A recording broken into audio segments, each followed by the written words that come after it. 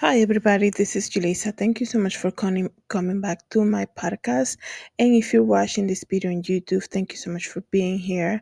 I do apologize. I'm not ready to show my face on YouTube today, but I wanted to come here and give you an update about Rudy Farias, right? A lot has been happening with him. The story keeps changing, and the police already gave a press conference earlier this afternoon. Today is July 6th, 2023. The update is this, right? Rudy Farias was never missing. He was living at home. His mom is the story that his mom is saying keeps changing. There's, family members who are very upset with her.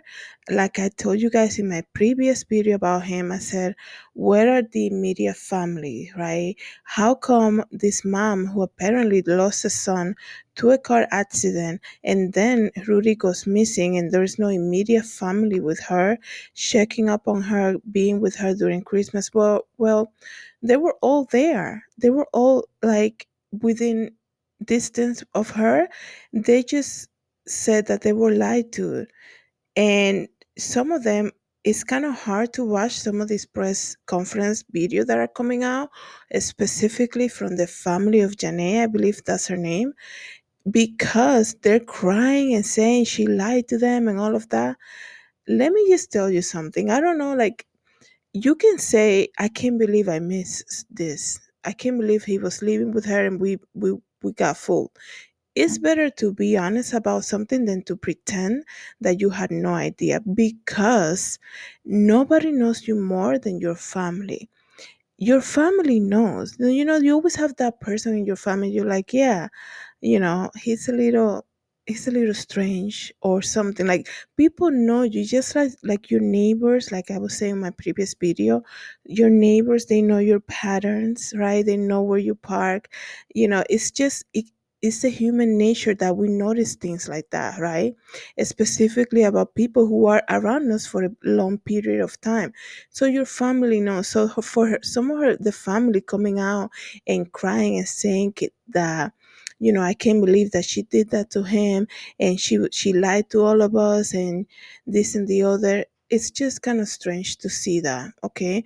The other thing about this whole case is that Rudy left the hotel where they were at after being in the hospital with his mom, and apparently they're not going to press any charges.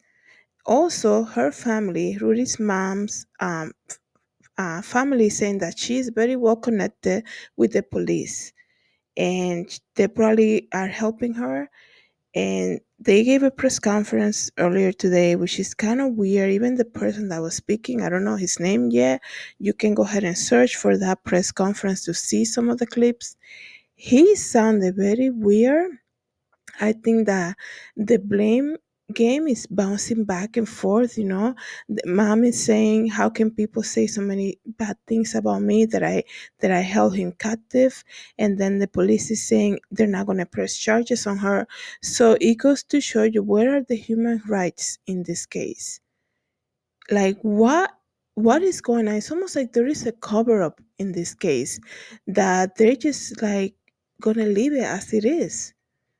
How is it that Rudy goes missing at 18 years old, comes back a day after, and he's being currently, to what he is speaking about, because he asked his mom to be out of the room before he spoke with the community activists, and he was saying how he was told, if we call the police, they're gonna take you away, so you're gonna live now under a different name and different birthday and all of that stuff. And he said, he was drugged. This is the information that came out yesterday.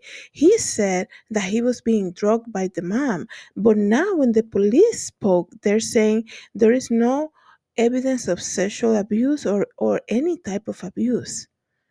What is going on? What type of cover up is going on in this case?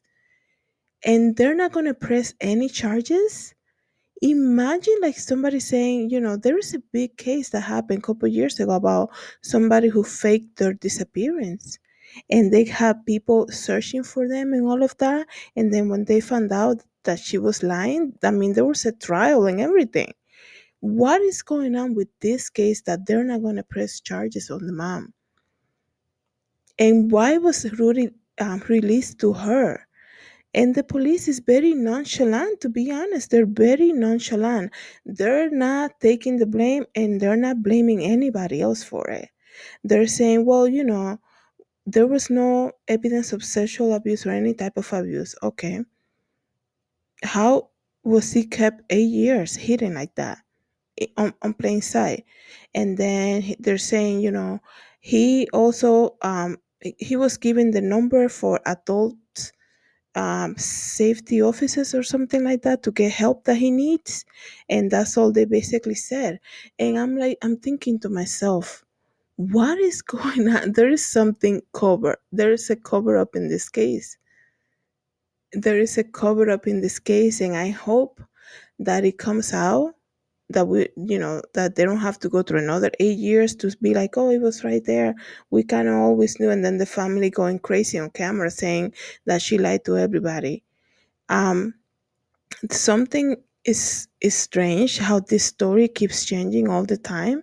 Also, there's photos of Rudy already out, and he is not, he doesn't want to show his face yet, but he looks like he's with his aunt at this moment. That was the latest update that I got before I came here to do this video, this episode. He's with his aunt. He looks very clean and nice haircut, but they don't want to show his face yet on TV. And the mom is just saying that this is another thing. This is how society is these days. So this story came out, I believe it was last Thursday. So it was officially like a week today, right? The mom said that already, listen to this, Netflix has called her already. Netflix, Good Morning America want to speak to her. Lifetime Television already reached out to her because they want to make a movie about the case, and that every local news channel is reaching out to her. And she's saying, she's following along with the lie, right? She's saying, how can they, I haven't had my child for a week fully yet. I haven't had him home yet. And all these people are calling. What is going on that, you know, I can understand the story, how everything unfolded, and it's changing all the time. I'm sure anybody who writes scripts and all of that can take the ending and run with it, make a lot of stuff at the end. I can understand big companies being interested in it, but like the mom said, it hasn't even been a week yet. Okay, it hasn't even been a week. Okay, we get it. But the fact is that they're already reaching out big companies like that. And you know what that means. There's a huge amount of money being involved, right? And the fact that the mom is still going along with the lie, saying, I haven't had him home yet. Like yesterday, when he spoke with a community safety person that was able to, that got called by the family to speak with Rudy, he was saying how Rudy, after the mom left the room, said, "Oh yeah, she make me play roles with her, saying that I'm daddy of the home and all of that, and she drugged me so that I don't leave the home." And now the police comes out today and basically denies all of that.